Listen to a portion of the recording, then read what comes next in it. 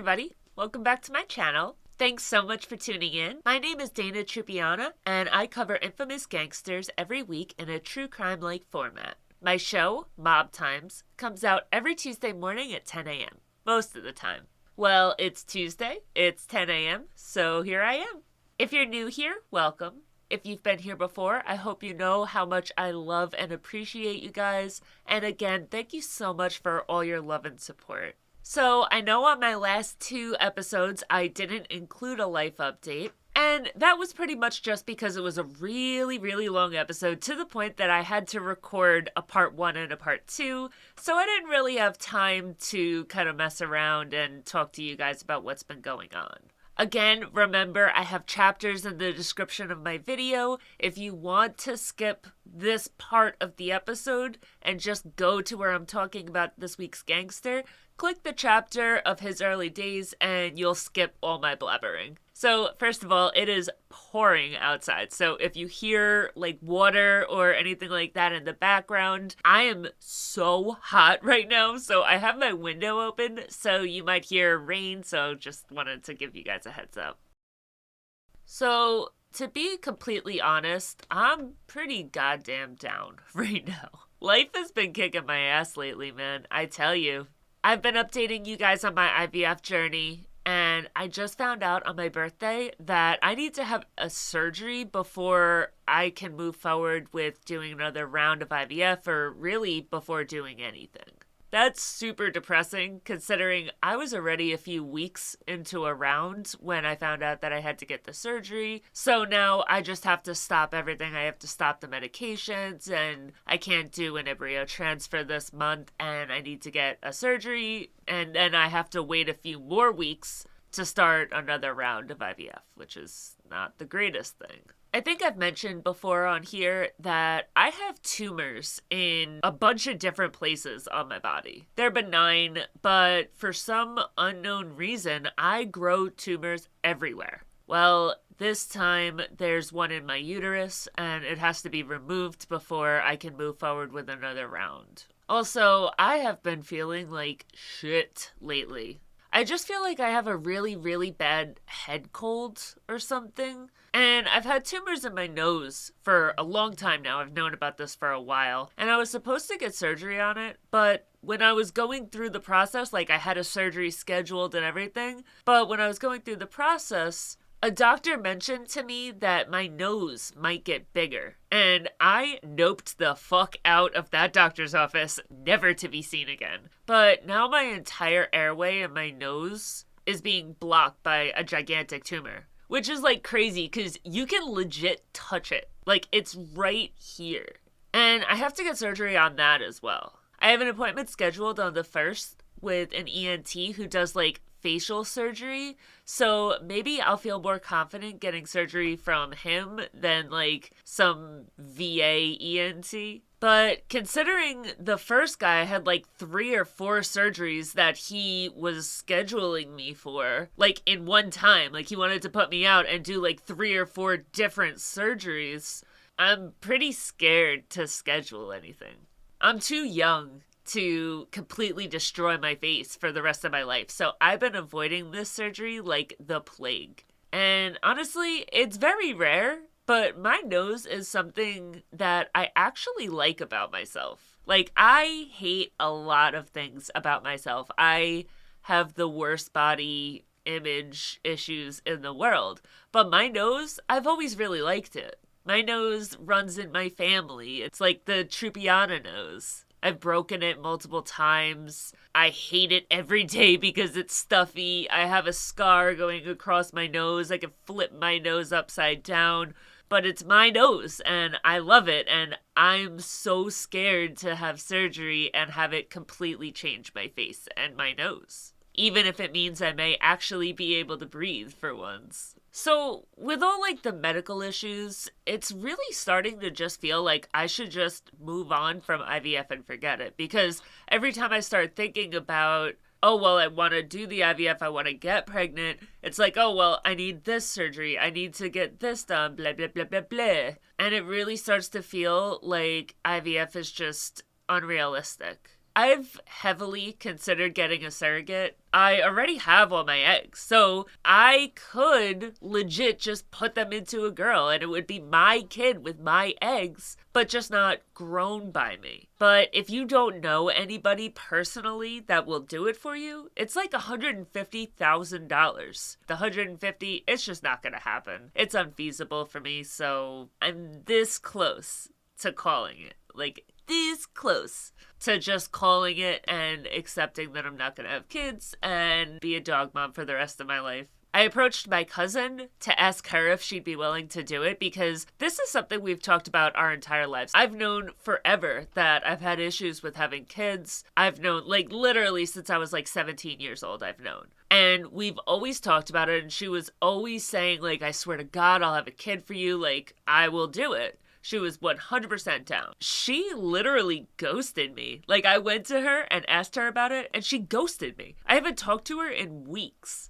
This is legit my best friend. Like, I talk to her every single day, all day, every day. I've raised this girl. Like, there's no human being in the world other than my husband that I am closer to than my cousin. And she just stopped talking to me. Like, I didn't even get a happy birthday. She just completely ghosted me. So I guess that relationship is done and over with, which is great. Love that for me. And she's done some really bad shit to me. Like, she has screwed me over pretty badly time and time again, and I've just wanted to maintain that relationship. So I always just look past it. And even with this, I'm like, I can't believe that you just ghosted me, but I'm still here. Like, if you want to talk, if you want to whatever, like, I don't even care. If you say no and you don't want to do it, that's fine. Like, I'll accept that and I'll move on. But to just ghost me and not even have a conversation about it, like, I don't know what to do with that. And I know she's going to hit me up in 3, 4, 5 months and say, oh, you know, I just didn't know how to tell you that I wasn't comfortable with it. But if you can ghost me and not talk to me for X amount of time, like, obviously I don't matter to you. So what am I supposed to do with that? I can't just chase somebody around and beg them to be there for me, because every time she needs it, I'm there. So again, accepting applications for a female BFF. I've actually kind of considered going on Bumble and finding girl friends, because I don't have any female friends whatsoever. And a female friend is, like, important, you know? Like, there's ways that girls will be there for you that your husband just can't. So, I don't know. I'll figure it out. Other than that, I mean, my husband has a sister, but when we approached her about it, she said that she didn't want to get made fun of and called Phoebe from Friends. So she's unwilling to do it, and I don't really have anybody else in my life. So, you know, it's just, you have to come to a point where you just accept that things are the way they are. And I'm still trying, because I don't feel like I'm at that point yet. But I'm getting there. Like, I'm getting really, really close to just, okay, this is never going to happen. Move on. So I'm going to get the surgery. I'm going to do one other round, maybe 2. And if it doesn't happen, it doesn't happen. Like, I just got to call it and accept it for what it is. So, yeah, I don't know. I've just really not been feeling like I have a lot to be happy about these days. Things can always be worse, I know that, but it's fucking hard, man. One piece of cool news, though, is that I was thinking about getting a 3D printer, like, months and months and months ago, but the cost was, like, huge. Like, it was like $1,500 to get a freaking 3D printer. And honestly, like, if I was, like, a pro at it and I had a gabillion things I could do with it, I would have invested in it. But the cost was just too high, and I wasn't 100% sure that I'd be able to do anything with it, so I didn't get it, and I just moved on. But my crazy-ass father decided to go out and buy it for me for my birthday. And it is so cool. The things that it does is amazing. Like, it prints with resin, and I'm so excited to start playing with it. The only downside is that it is gigantic. So it's not, like, mobile. I can't really move it around. So once I set it up, like, that's it. It's set up forever. And my house is a train wreck. So since it has to stay in one location and my house is a mess, I don't have like one location to set it up in yet. So I just gotta like clean my house and then I'll be able to set it up. But I'm so excited. I have so many ideas for like cool little things that I'm gonna do and like I'm gonna make. And I'll probably be setting up like a little shop with cute little bundles that anybody can get if they're interested. I had so many ideas when I was looking the first time. Like, I wanted to make packs, like a makeup lovers pack. And in that pack, you would get a lipstick keychain, a makeup brush cleanser pad, a lipstick organizer, a jewelry box, an eyelash tray, a lipstick holder, a mirror, a makeup palette tray, and a brush organizer. I also had other ideas, and like I had ideas to make a 420 friendly kit with like a weed keychain, a lighter holder, an incense holder, a rolling tray, a jar for a stash, and like a grinder, a candle holder, and an ashtray, and a joint roller. So there's all kinds of really cool stuff that I can do once I actually get this 3D printer set up. So let me know if you guys have any things that you'd like to see in my shop and whether or not you'd be interested in buying something. Okay, so let's go ahead and get into this week's gangster. This is going to be an interesting one because we're going to be talking about a man who was like a legit, real gun shooter. He was an Irish-American gangster, a mobster, a bootlegger, and is said to have led the Saltis-McErlane Gang. Today we're going to be going over Frank McErlane. So let's get started.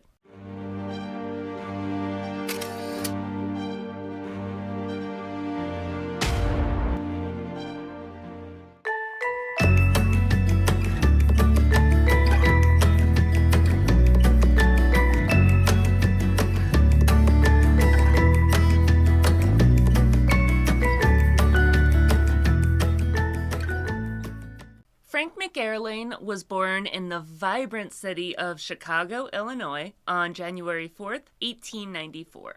At the time, Chicago was a bustling metropolis in the Midwestern United States that was experiencing a huge growth and transformation at the time that he was born. Chicago was a city on the rise. It was quickly becoming the hub of industry, culture, and innovation. It was also a city with a significant immigrant population. McErlane was born into an Irish family. Growing up in Chicago, Frank would have witnessed the construction of some of the city's most iconic landmarks. The Chicago's World Fair, which took place in 1893, was just a year before his birth. So I'm sorry to disappoint, but there really isn't any information at all whatsoever on this guy about his childhood. I don't know if he went to school. I don't know if he dropped out. I don't really know anything about his family. I know he has one brother, but I know nothing else. So usually in these videos, I'll go back through how many brothers and sisters he has, where he went to school, if he graduated or not.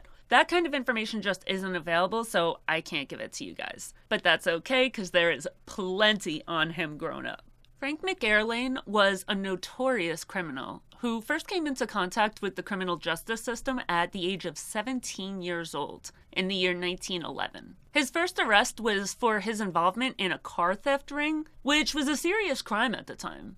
McErlane's criminal activity caught the attention of law enforcement officials, and soon he was sentenced to go to Pontiac Prison in June of 1913. I don't know if he was in jail between 1911 when he was arrested and 1913 when he was sentenced to Pontiac Prison, but if he was, I assume time served would have gone towards that prison sentence. Pontiac Prison was a maximum security prison located in Livingston County, Illinois. It was notorious for the harsh conditions that prisoners dealt with and its brutal treatment of prisoners, so he didn't have a very good time there. While he was in prison, he was exposed to a life of crime and violence, which only served to fuel his criminal activities. And that's a huge thing that the American justice system does. It takes small-time offenders like Frank McErlane, he was just doing some car robberies, and it'll turn them into like hardened criminals and they come out ready to kill. there's no part of the American justice system that is trying to rehabilitate people. Like, yeah, there's schools and stuff like that you could do in prison,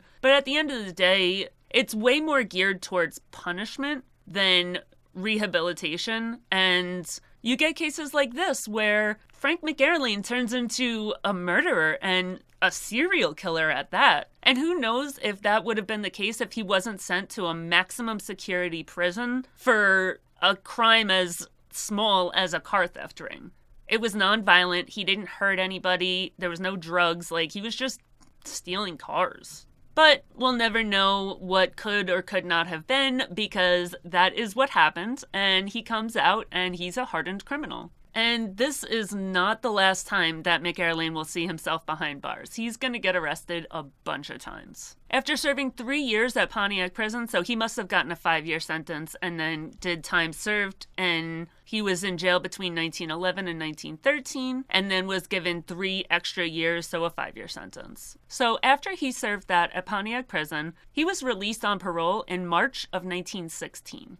His newfound freedom was very, very short-lived. He found himself back in trouble and was arrested only 8 months later in connection with the murder of an Oak Park police officer named Herman J. Mallow Jr. So we have this man who went from a car theft ring to murdering a police officer. The murder of Officer Mallow was a shocking and violent crime, and it was something that the entire community knew about. It occurred on November 22nd, 1916. Mallow was on duty patrolling the streets of Oak Park, Illinois, when he was shot and killed by 2 men who were attempting to rob a local grocery store. Shortly after the murder, police arrested 2 men, Fred Burke and Joseph Redder. And these 2 men were suspected of the crime. They were the ones that were tied into the actual robbery of the grocery store. During their interrogation, they named Frank McErlane as an accessory to the murder, saying that he was the one that drove the getaway car. So the long and the short of it is, he got ratted out.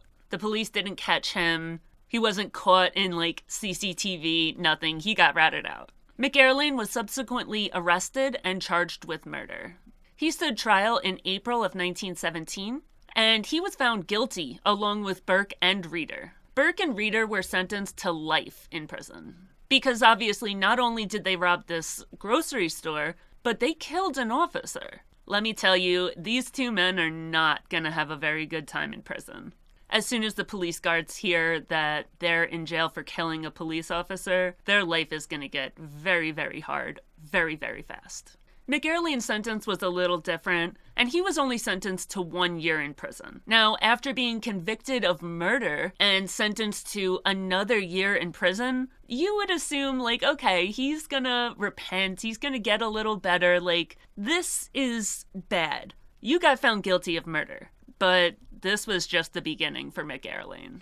At some point, he was transferred to Joliet Prison, a maximum security prison located in Joliet, Illinois.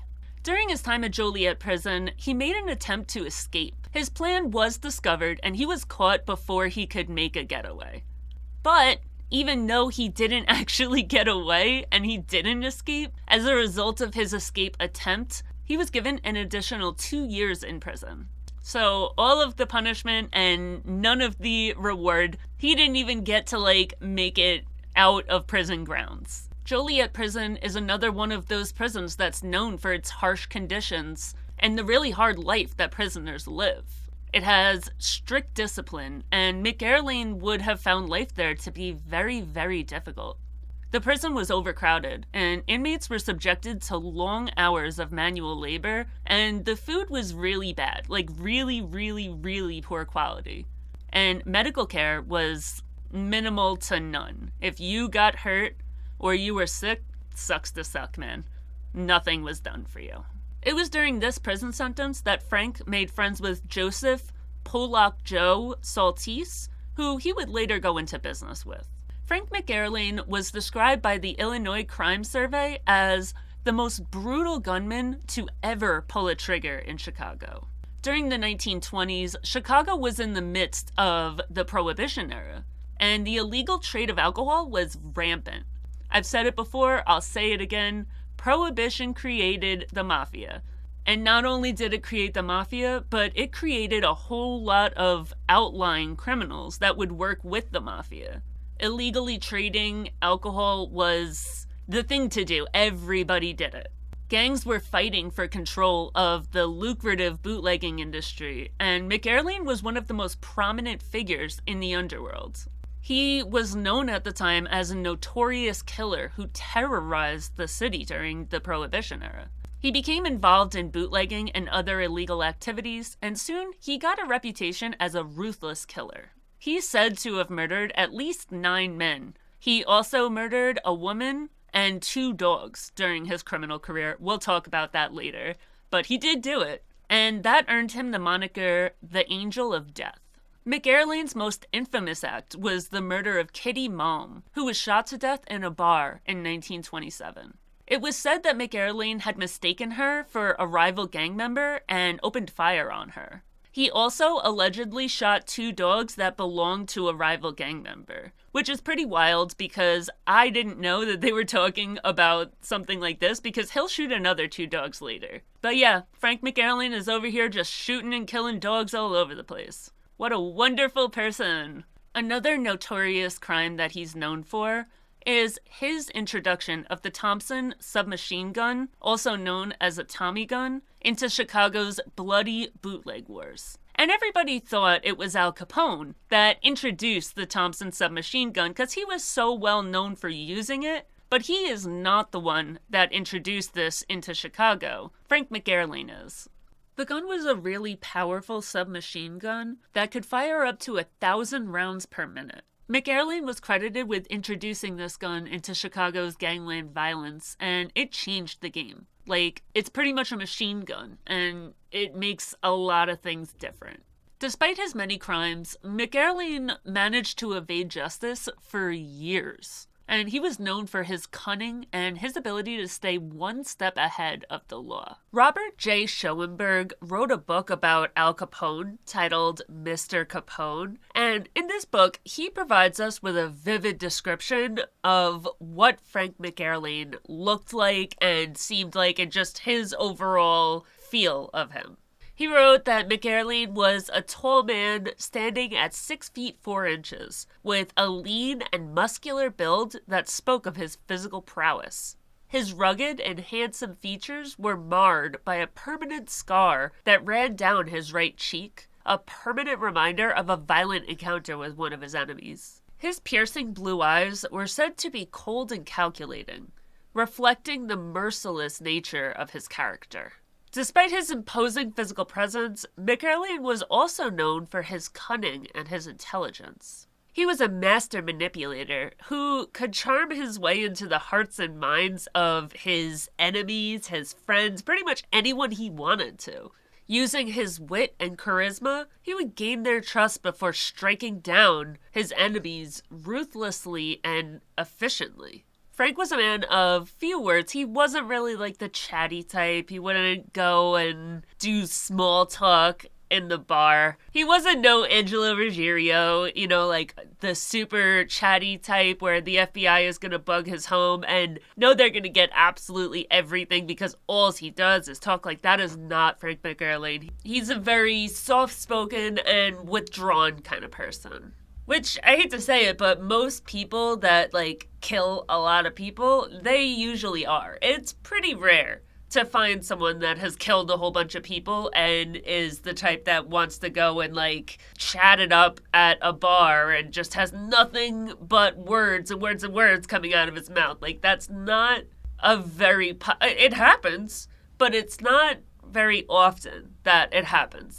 If someone is the type that could or would or has killed people, you're not gonna see them being the most chatty, the most outgoing. Most of the time they kind of stand back, they keep to themselves. They don't go out of their way to say things that they don't know if it could come back on them. They don't go out of their way to put themselves into situations that could get them in trouble. And a lot of the time, most people don't notice it and they don't even know it.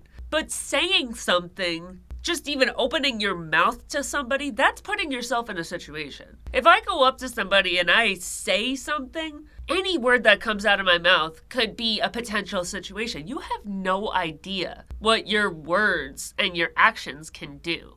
And people that understand that, most of the time you're going to find them not doing that so much. Frank also had a reputation, and people knew who he was. So when he would introduce himself, people know him for this scary reputation that he has. He had a habitual glower on his face. Like, he was not a happy person. And it was very indicative of the quick temper that he had on him. He even seemed to have like a menacing presence. Reporters often described him as a butter and egg man, which is like a term that's used to describe like a businessman or a farmer, someone that's like kind of bland, like, you know, he's not having the most exciting breakfast, but it's food. You don't usually see dangerous criminals being described this way. But at the same time, most of the time, what you know as a dangerous criminal and what an actual dangerous criminal are two totally different things. You don't know the most dangerous criminals because the most dangerous criminals, they've never been caught. That's what people really don't understand.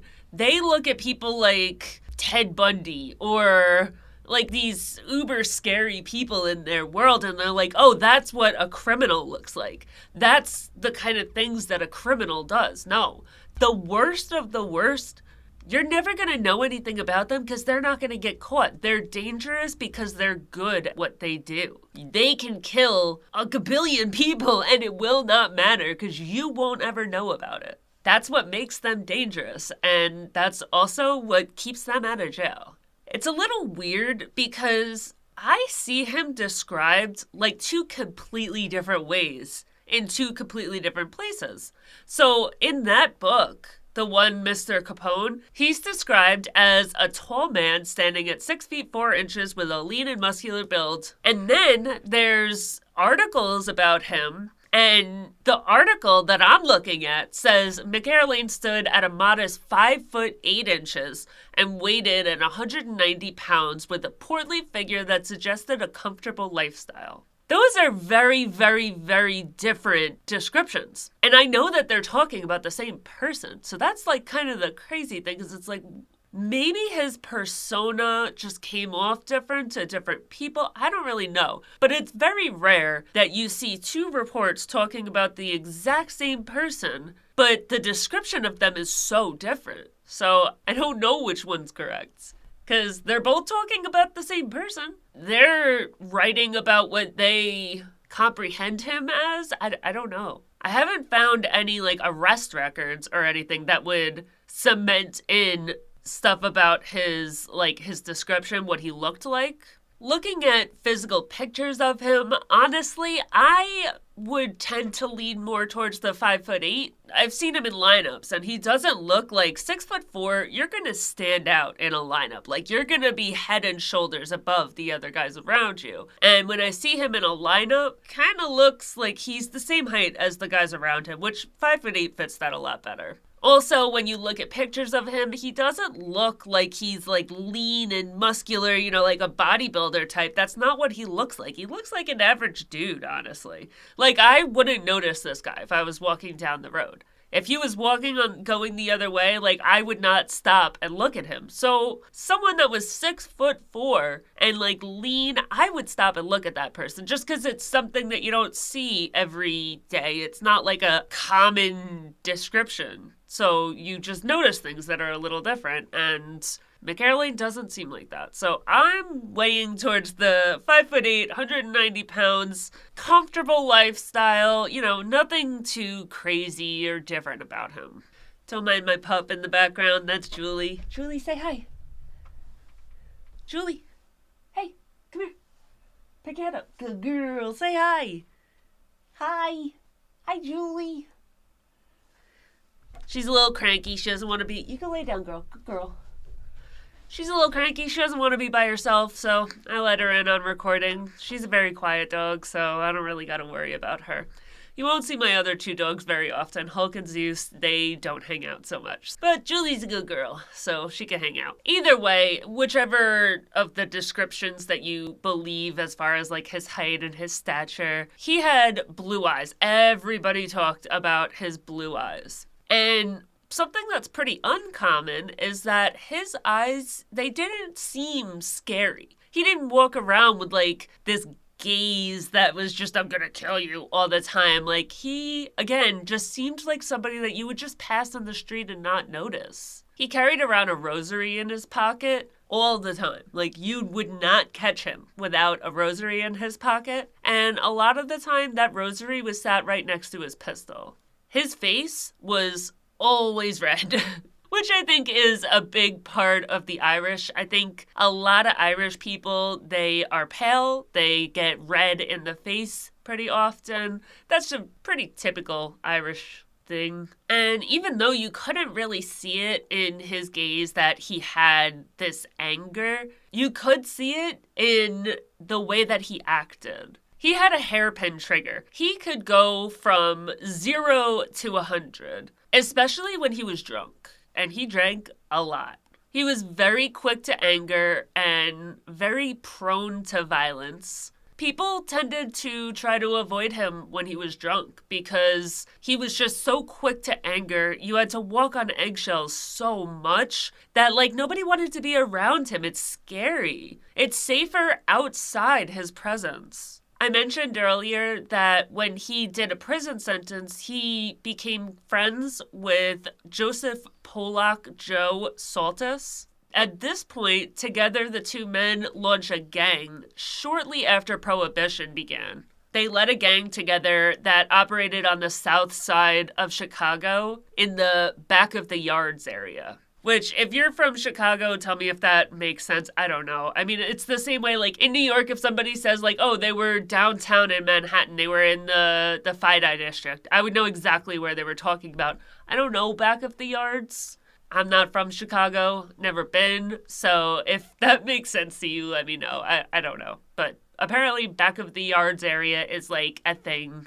So Frank and Joe Saltis, they are two of the most notorious gangsters for the entire Prohibition era, which is saying a lot because the Prohibition era, I would say that era churned out more notorious criminals than any other era before it, or after, honestly. Think about it.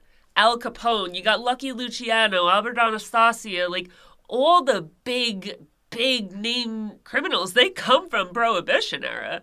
Frank and Joseph were known for their ruthless tactics, and they were also known for their fierce loyalty to each other. They were like brothers. Like, they got to know each other in prison, and outside of prison, they were very, very loyal to each other, good to each other. And as easy as it was to trip Frank's anger, it didn't really happen with Joseph. Together, they both saw the opportunity to make a disgusting amount of money during Prohibition by obviously supplying alcohol to the thirsty masses. Joseph Saltis was a notorious gangster who rose to prominence early in the 20th century. He was born in Budapest in the Austro-Hungarian Empire in 1890, and his parents' names, I'm not even going to try to pronounce. His father, middle name Jacob Saltis, and mother is Maria Polachek, I'm guessing. The family immigrated to the United States in 1905, where they settled in Joliet, Illinois, and he immigrated when he was 15 years old. Sorry, I sound like a complete idiot, guys. I know, I sound so nasally. I talked at the beginning of the episode about how I have tumors in my nose. Well, my nose is completely stopped, like, at all times. I can't ever breathe. I'm always sniffling. And it's just completely stopped right now. And I will like pause my videos. I'll pause it and try to get a little breathing in my nose so I don't sound so stupid. But it's literally how I am 24/7. So guess what? I'm just going to have to make the video like this. There's no getting better. I can't wait until it gets better because it doesn't get better. Right now, I am 4 Zyrtex and 6 Tylenol cold and flus in, and I still sound like this, so I give up. I'm recording like this. Saltis established himself in Joliet as a saloon owner, and he was operating several establishments in the city at a pretty young age. Like, this kid hit the ground running.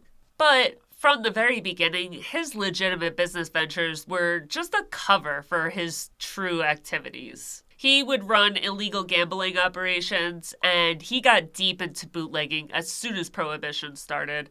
And that is really what he was doing. Like, he had legitimate sources of income. He didn't need to be doing criminal activities. He just wanted to. He had already established a network of illegal gambling and bootlegging operations when he went into partnership with McErlane. When they met in prison, they kind of just recognized a kindred spirit in each other. They were both very ambitious and ruthless. They both had a talent for making money and a willingness to use force to get what they wanted. They were both experienced gangsters with a reputation already in place for violence. And as soon as they met, they were like, oh, you're my person. Which, personally, I know exactly how that is, okay? I went to basic training. I met this girl. Literally, I looked at her, and just based on the way she looked, I was just like, all right, you're my person. And that was it. Like, she didn't have a say in it. That girl became my best friend right away, and we were attached at the hip all throughout basic training.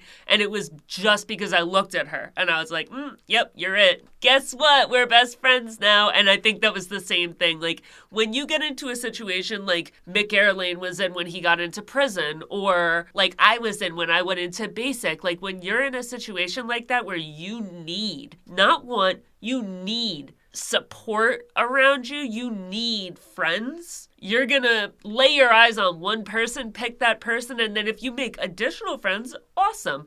But that one person is gonna be your person.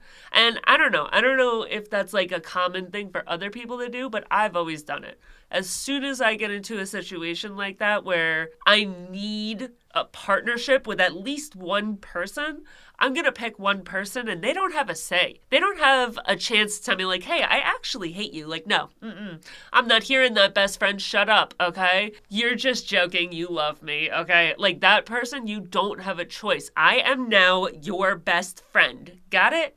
We're best friends. Get on board. So these new BFFs, they realize that they have a common goal, and their goal is that they want to control the lucrative bootlegging trade going on. And they want to make as much money as possible, and they don't mind doing criminal shit to get there. Obviously, they met in prison, so they don't care that they're criminals. So, it is what it is. Let's go make some money together, bruh. Their partnership ended up being a really beneficial one, because they kind of like complemented each other. Like McErlane is known for being this like fearless, quick to anger, crazy person that'll kill you in a second. And Saltis is known as having this like business acumen and strategic thinking. He'll think about what he does before he does it. And that complements each other in a lot of different ways. Wherever one had a weakness, the other one was there to have that strength. It's like opposites attract kind of thing. Saltis and McErlane became known as the Terrible Two, a fearsome duo that controlled all the criminal activities in Joliet and its surrounding areas. And that is a wild thing to say for anywhere in Illinois, honestly, because you got Al Capone in Chicago. So to say that you control criminal activities in any area of Illinois is a pretty bold assumption or a bold statement to make. In order to defeat the Southside O'Donnell brothers, McErlane and Saltis joined up with Johnny the Fox Torrio and Al Capone and their Chicago outfit in 1922. McErlane had a reputation for being an extremely vicious killer, and obviously, Al Capone hears this, and he's like, oh, cha-ching, that's my dude. Come in, bring it in, bruh, bring it in, we're Biffles now. So, like, Al Capone is a crazy person. He loves the type of people that'll just kill someone and not feel bad about it. So as soon as Al Capone hears the reputation that McErlane has gotten on him, he's like, oh, score, my dude, what's up? Like, they're friends. McErlane was very well known to consume excessive amounts of the products that he sold. So you know that saying, like, don't get high on your own supply. Like, yeah, McErlane didn't listen to that at all. He was getting high on his own supply. He would frequently experience alcoholic insanity, which that is no joke, man. Honestly, I say it a lot, and this is not meant to be an insult to anybody that has any problems with alcohol, okay? It's really not. I love all people, but from my own experiences, I would rather deal with a drug addict than an alcoholic any day of the week. I could totally handle somebody that is addicted to drugs. Like, they're predictable. I know what they're gonna do. I know, okay, like, most people that are addicted to drugs, they're gonna steal shit from you, okay? Because they don't care. They will steal from their own mother to get high because they don't want to be sick. Like, that's just something you know to watch out for it. You know to prevent something like that. But alcoholics, man, no joke. Like, they got some shit going on, okay? So if you're somebody that has experienced problems with alcohol, I'm very sorry to hear that. If you're somebody that is clean from that, that is an amazing thing because I have seen so many lives be completely destroyed by it and people go their entire lives being alcoholics. So if you're somebody that has come back from that, that's amazing to hear and I'm so proud of you. If you're somebody that's currently in it, please go get help because, oh my God, alcoholics are the worst. Again, my own experience. Maybe you're an alcoholic and you're a great time. I don't know. But my own experience, alcoholics, not the type of people you want to be friends with. So not only does McErlane have the fact that, I don't know, he's ready to kill somebody like that, like he doesn't care, he'll kill you. So he's got that, and then on top of it, he's an alcoholic with alcoholic insanity, which, great. This just seems like a great person to hang out with. Like, no, his face would become more red with every drink that he took, which made even his most dangerous criminal allies nervous. Despite their success, their partnership was not without its challenges. Obviously, nobody's perfect, so everybody's gonna have problems of some kind. So these two, they have problems pretty much when you describe these two, the problems that you would expect them to have, they have. McErlane is very well known for his volatile temper, and Saltis had to work pretty hard to keep that in check. There was a decent amount of disagreements over money and power, which you're always going to have when there's any kind of criminal element to what you're doing. And sometimes that even led to violent clashes between them. And sometimes it even went out to their respective factions. In the end, though, their partnership, it was fruitful. It was good. They worked well together, and they ended up being some of the most powerful and feared criminals and gangsters of their entire time. They made a lot of money, and they were able to avoid prosecution for a long time, especially thanks to their political connections. Saltis was known to have very close ties to the Democratic Party in Chicago, and he was able to use those close ties to bribe and intimidate all of law enforcement officials and judges in Chicago. So let me paint a picture for you of the night of September 7th, 1923. The illegal liquor trade is at its peak, 1923. Prohibition started in 1920, so this is just getting ramped up. At the time, rival gangs are looking for control of this lucrative business. The O'Donnell Gang is one of the most notorious and feared groups in the city. It's a Friday night, and it is pouring rain outside. A bunch of guys from the O'Donnell Gang walk into a saloon owned by Jacob Geis, and they start hassling him. See, they had visited a few days earlier, and they insisted that he buy his beer from them. But he's like, nah, I already got a guy. I'm already buying from the Saltis-McErlane Gang. Thanks anyways. Thanks but no thanks. Carry on. So, September 7th, a bunch of guys from the O'Donnell Gang, namely Stephen, Tommy, and Walter O'Donnell, George Megan, and Jerry O'Connor, they go into Geis's bar. And they're like, aight, once and for all, you are gonna buy your beer from us. Period. And he's like, nah, I'm good. Thanks but no thanks. I already got a guy. I don't want your shit. And these guys drag Geis across the bar and start beating his ass. Dude ends up in the hospital, barely holding on to his life, but regardless of how bad he's beaten, he never strays from the fact that he will be continuing to buy his beer from the Saltis-McErlane Gang.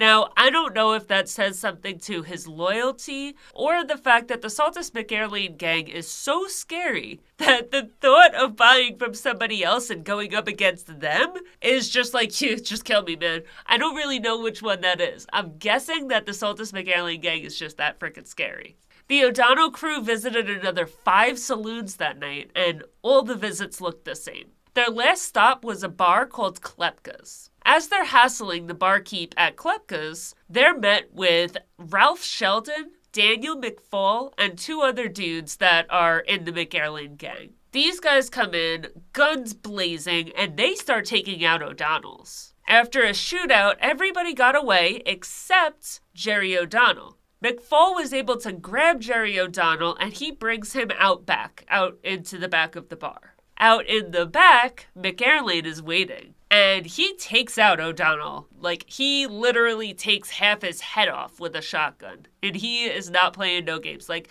he straight up, this guy doesn't have a gun, it's not a shootout, it's not a fight, he's just like, boom, you're gone. Like, I'm tired of this shit. They take his body and they dump it on the front porch of a doctor, and they speed off. 10 days later, on September 17th, McFall and McErlane were in the back of a green touring car being driven by Thomas Hoban. And they pull up to a car containing George Bucher and George Meekin. And they light this car up. Like, you could see this car from goddamn space. And the bodies of both Georges were left in the car at the corner of Laughlin and Garfield Boulevard. And it's like a funny coincidence because at the time, the way that like nowadays, if somebody dies, you call the cops and everything. But if the person is just dead, there's no chance of saving them. A medical examiner is going to come and just pretty much pronounce the person dead and transport the body. The same thing was going on then. So the doctor that showed up to like, hey, they're dead, you know, they have 150 bullet holes in each of them, but I'm just saying that they're dead. The doctor that showed up to do that is the same doctor who they dropped O'Donnell's body off at the day before, or 10 days before, I don't know. It was just like a funny little coincidence. It wasn't really that big of a deal, but I thought it would get a haha from you, so. The next day, the headlines read, Frank McErlane kills 3 O'Donnell gangsters. And now, that next day, when that headline hit, that attack kicked off what would come to be known as the Beer Wars in Chicago. The next attack took place on a highway between Chicago and Joliet on December 1st, 1923 at around 1:30 in the morning. 2 O'Donnell beer trucks were ambushed. William Shorty Egan and Thomas Maury Keene, the occupants of one of those trucks, were thrown into a vehicle that contained Frank McErlane and Willie Channel, the driver. Despite the horrific events that followed, Egan actually survived. And the great thing about the fact that he survived is that he provided testimony on the scary life and death encounter that was about to happen. The testimony goes like this. The driver immediately questions the man holding the shotgun and says, "Where are you going to get rid of these guys?" "I'll take care of that in a minute," the obese man chuckles. So I'm guessing that the obese man, the guy that they're going to refer to as the fat guy, that's McErlane. The guy holding the shotgun, I'm thinking, is Willie Channel. He gives testimony about the savage attack and pretty much just describes how the both of them were shot multiple times and then thrown out of a moving vehicle at like 50 miles an hour.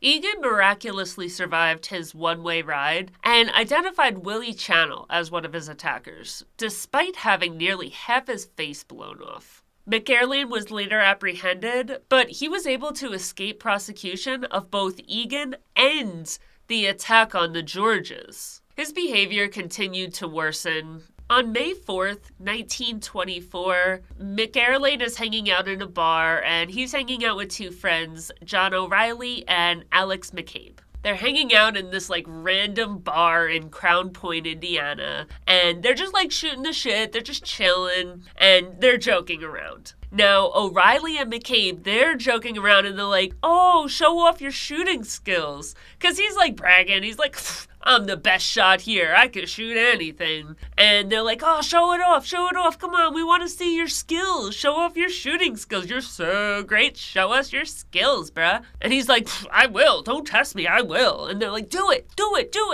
And he's like, no, like, I will. Like, you're pushing me, man. You're pushing me, and I'm about to show off. And they're like, do it. So he's like, all right, I'll do it. And he pulls out his gun, and he shoots a random guy at the bar. Like, one shot, right to the head, dead. This random guy. Nothing. No beef, not even like an argument, not a conversation. Dude didn't even look at him. He just wanted to show off, so he pulled his gun out and shot this guy in the head. The guy that he shot was Thaddeus S Fancher, and he was an attorney that was just having a drink at the bar. This murder would come up later to, like, bite him in the ass, obviously, because you don't just pull out a gun and shoot a random person and kill them without at least something coming up. So, we will revisit this, but this is where he just shoots and kills a random attorney for no reason whatsoever. McErlane was bailed out with a $5,000 bail, but as he was walking out, Steege arrested him. Apparently, there was a fugitive warrant out for him about the murder of a Crown Point lawyer, Thaddeus. That's pretty messed up that they allowed him to be bailed out. Like, they could have just pressed the charges and not allowed him bail and kept him in jail. But no, they had to be all dramatic. Oh yeah, you can have $5,000 bail, and then it gets posted, and oops, we forgot you had a warrant. What assholes. It would take until August of that year for him to be returned to Indiana. On November 3rd, 1927, McErlane would be found not guilty for the killing of Fancher after the murder of at least one witness and significantly altered testimony. The crazy thing is, John O'Reilly was sitting in Michigan City Prison and waiting to testify against McErlane for Thaddeus's murder, which he did commit. McErlane did kill Thaddeus. Thaddeus was the one that was in the bar minding his own business, and his friends, like, amped him up and, oh, bet you can't shoot him, and he randomly shot him. So McErlane did kill Thaddeus. But McErlane pulls off some crazy shit with a witness, and before you know it, O'Reilly is sitting in jail for the rest of his life for this murder. When I first saw that O'Reilly was sitting in jail for a murder that McErlane had committed, I felt a little bad about it. But I don't feel bad about it anymore because I found out that O'Reilly had already turned rat before he was incorrectly pinned for the murder. Plus, he was one of the two people that were amping him on and telling him to do it. Again, in the next 2.5 years, McErlane looked to have vanished from the public eye, and that was because he was sitting in prison on the charge of the Thaddeus murder. This took McErlane out of the fold for the remainder of the beer wars that are going on. The attacks continue, but Frank just isn't there to see it. Midders made 2 attempts to kill Vincent, Frank's brother, in July of 1926. Neither were successful. Midders Foley was killed by Saltis on August 6th, 1926. All 4 killers, which included Saltis, Frank Lefty Consul, John Dingbat Oberta, and Earl Herbert, were arrested within days, and trial was set really quickly for October, only 2 months later, which usually you see a bigger length of time in between the arrest and the trial. They wanted to get this trial done fast. Vincent McErlane was arrested on September 15th, 1926, for a train robbery that he pulled off with Peter Gusenberg. Now, this arrest is going to cause all types of drama because the Saltis-McErlane Gang, they had pretty tight ties to Capone. Vincent McErlane, when he was arrested with Gusenberg. If you watched my Al Capone video, which I do tag below, you know that Gusenberg is a member of the North Side Gang, and he's one of the victims of the St. Valentine's Day Massacre. So when Vincent, who is in a gang that's really tight with Capone, is arrested with Gusenberg, who is in a gang that is a rival of Capone's, Capone is really pissed to hear that his boys were arrested with the enemy. Jaime Weiss was killed on October 11th, 1926, the day of the trial for Saltis and his boys that was about to begin. Like that day. Weiss was currently in the process of trying to buy the jury to get the Saltis boys off on their charges. And when his body was found, there was a list of jurors in his pocket. His plan was to pay $100,000 to a jury member to guarantee a hung jury or a not guilty plea. Now, this is another huge issue for the Saltis-McErlane gang. Another slap in the face to Capone. It's very public that all of this treachery is taking place behind Capone's back. And in Chicago, Capone is the last person that you want to piss off. So now, Saltis and Vincent McErlane, they're both fucked. They know it, Capone knows it, everybody in the gang knows it. Like, they're in a very bad spot. Word is out that they're working with the enemy. And if that's not bad enough, the enemy just died, which leaves the Saltis-McErlane gang sitting, like, with their dicks in their hands. On October 21st, 1926, a sit-down was scheduled, and the purpose was pretty much just to talk about peace between Capone and his crew and the Saltis-McErlane gang, and they're pretty much at war right now because of what's going on with these arrests. Members of the Saltis-McErlane gang were represented by Maxie Eisen, since the Saltis-McErlane gang, they're sitting in jail. Peace was achieved at this meeting, but the Saltis-McErlane gang, they broke the treaty within 2 months. McErlane had an infamous arrest during this time for arriving drunk to a court hearing. And then the jailer that was escorting him was also drunk. Saltis and his boys were acquitted of the murder of Mitters somewhere in the time between the October 21st sit-down and December 30th. So Saltis is now free and out of jail. So he's acquitted, not guilty, out of jail. On December 30th, a member of the Sheldon gang, Hillary Clements, was killed. Now, Sheldon, he seems like a dude that, like, he has his head on straight. Because instead of flipping out and going on a killing spree, he brings this to Capone. He's like, hey, dude, like, we had a treaty and this dude just broke it. Do something. Capone orders 2 men from the Saltis-McErlane gang be sacrificed as punishment. Frank Lefty Consul and Charles Big Hayes Hubeck were killed. That might be Hubasek. I don't really know. I might be completely off there. So there's a lot of controversy over what comes next. It's very unclear. So, like, some sources say that McErlane went to the Atlantic City Conference in 1929. Certain Chicago historians say that that's the case, but a lot of people say that it isn't. And then there's certain people that say that McErlane left the Saltis-McErlane gang and went over to the O'Donnell side and joined the O'Donnells. It does seem like it could have happened that McErlane left and joined the O'Donnells because Saltis is the one that's, like, in this beef with Capone. Saltis is the one that started it. Vincent McErlane got involved, but Frank McErlane, he's in jail when all of this stuff is going on. When his brother's getting arrested with the enemy, when Saltis has the leader of the gang in the audience trying to pay off jurors. That's all going on while Frank McErlane is in jail. So McErlane gets out of jail and he's like, yeah, fuck this. I'm not about to beef with frickin' Capone in Chicago. Are you out of your mind? Leaves and goes to the O'Donnell crew. Now that is not verified. Some people say that's not true. It never happened at all. Saltis just kind of like hung back and hung out with himself. But I do believe that he did go over to the O'Donnells. If this is the case, then Pollock Joe must have had mercy on him a few years later because he would be a pallbearer at his funeral. So as much as that would be seen as kind of like a diss or spitting in his face, he got over it. McErlane was wounded in the leg and he was taken by ambulance to the German Deaconess Hospital on January 28, 1930. He broke his leg and his right leg's thigh bone was just shattered because he got shot. It was broken when the slug entered above the knee and his leg was all fucked up. So when he gets to the hospital, he's getting questioned. And the cops are there because anytime there's a bullet wound, the hospital automatically tells the police about it.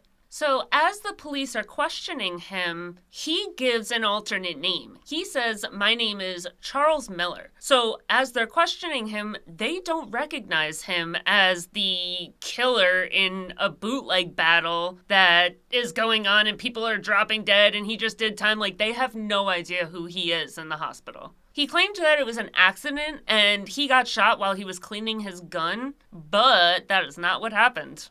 His common-law spouse, Elfreda Regis, aka Marion Miller, matched his story, but police didn't believe either one of them, and they came to two different conclusions. One was that she was behind it, and she actually shot him.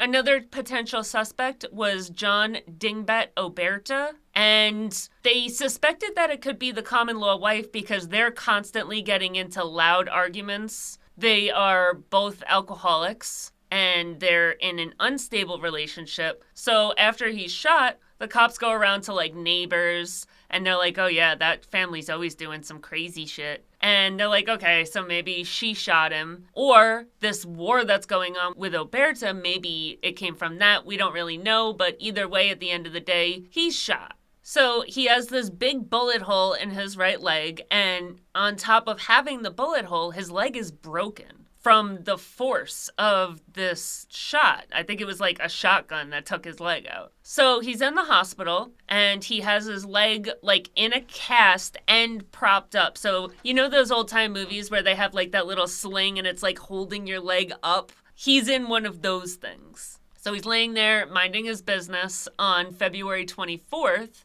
And 2 or 3 armed guys broke through the door and started shooting at him while his leg is propped up in this contraption. Frank returned fire by yanking an automatic weapon that he had hidden under his pillow. And even though his shots are way off target because he has a leg that's tied up to the ceiling, so he's not catching anybody. He didn't catch anybody.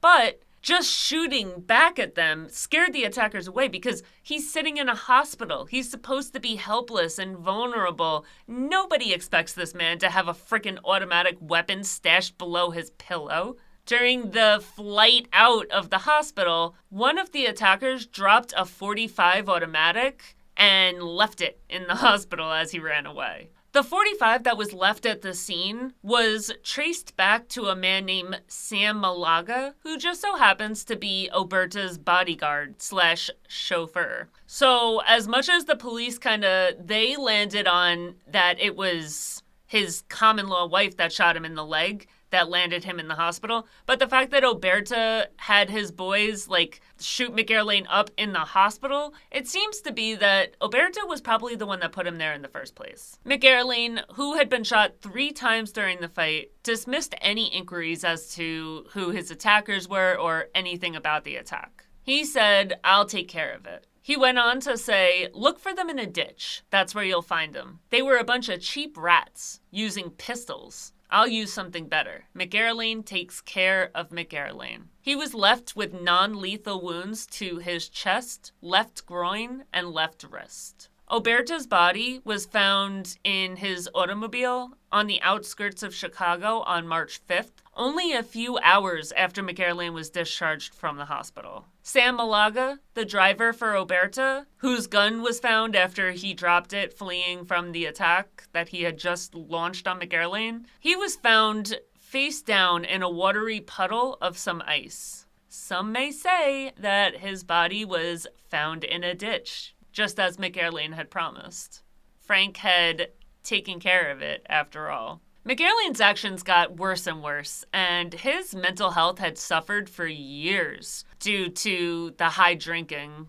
He was a straight-up alcoholic, and he just kept getting crazier and crazier. On June 8th, 1931, a drunk McErlane fired shotgun blasts at fictitious enemies as he ran down a block of South Shore Drive. He staggered down 78th Street and Crandon Avenue, sweeping the street with machine gun fire, which, think about how dangerous that is. First of all, if there had been anybody on that street or the next street or the street down from that, they could have died. or anybody that was in any of the apartments that he's hitting indiscriminately with this machine gun fire. You hear stories all the time about people dying in their own homes because a bullet comes through the wall and takes them out. And this man is literally just walking down the street, sweeping it with machine gun fire. After this happened, authorities ultimately brought counts against him, which included driving under the influence, biting his sister on the face, carrying a concealed weapon, shooting indiscriminately throughout his neighborhood, having forged license plates, and shooting a shotgun within city limits. On October 8th, 1931, McErlane and his common-law spouse, Elfrida Regis, they're driving around and they're having a loud and violent argument with each other. Frank is in the driver's seat, common-law wife is in the passenger seat, and in the back seat they have 2 German Shepherds. As they're driving and fighting, McErlane pulled the car over and stopped in front of 8129 Phillips Avenue. He turned, he shot Elfrida 4 times, instantly killing her. And then he turned to the back seat and shot both of the German Shepherds and killed them as well. Which is why in the beginning of this episode, I said I was surprised to hear that he had killed 2 dogs that didn't have anything to do with this, because he killed these 2 dogs. So when I heard, oh, hey, he has charges for killing dogs, I thought it was these 2 dogs, but it's not. He has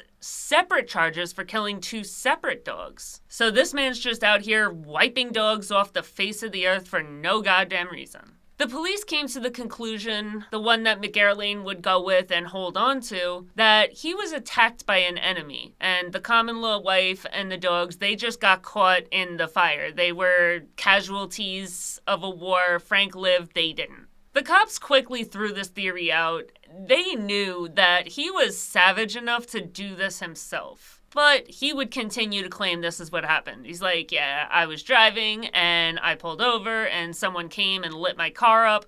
I was so lucky to live. They didn't, but we know what really happened. Even with all of that, the police arrested him. They even arrested Vincent for questioning. All of that, and they got nowhere. They arrested him for murder, but he was quickly let go due to lack of evidence. Ever since this incident, McErlane's surviving gang members raised a retirement fund, which was pretty much like a few $100s a week to pay to McErlane to get rid of him. Like, here, we'll literally give you money to stay away from us. Go somewhere, don't get arrested, don't do anything crazy, and we will pay you just to live. Frank moved on to a luxurious houseboat in the Illinois River in Beardstown, Illinois, and that's pretty much where he retired, and he's collecting these retirement payments. He's living by himself because his common-law wife is dead. But yeah, his gang, they're paying him to live, and he's living on this luxurious houseboat and staying out of trouble. Frank developed pneumonia in the autumn of 1932. He needed 4 nurses to hold him down because he was so irrational that he believed that rival gangsters were coming to his hospital room to kill him. He even knocked a nurse out in his delirium. They found 4 loaded guns under his pillow. They acted like he was like crazy pants, but honestly, he had been attacked in a hospital before. I kind of don't blame him for being scared. His end came on October 8th, 1932, exactly 1 year after killing Elfrida Regis and her 2 dogs. Frank McErlane passed away at the age of 38 years old due to pneumonia. After he died, a reporter talked to some of his old colleagues, and they pretty much said he never did anything good. He didn't ever accomplish anything positive. Nobody liked him anymore. He had no friends left, and he died completely alone. McErlane's death was celebrated by a lot of people in Chicago. They saw him as a symbol of the city's lawlessness and violence, and him dying meant a change for the better in Chicago. But for others, his passing was a reminder of the brutal realities of life during Prohibition, when gangsters like McErlane's, they ruled the streets with an iron fist. Today, McErlane is remembered as one of the most notorious criminals in Chicago's history, a man whose name still sends shivers down the spine of those who know his story. So that is all I have on Frank McErlane. Thanks so much for watching. Join me next week as I continue to delve into the lives and legacies of some of the most fascinating and infamous gangsters in history. Please don't forget to like, share, subscribe, follow, comment, do all the things, and I'll see you next week. Bye.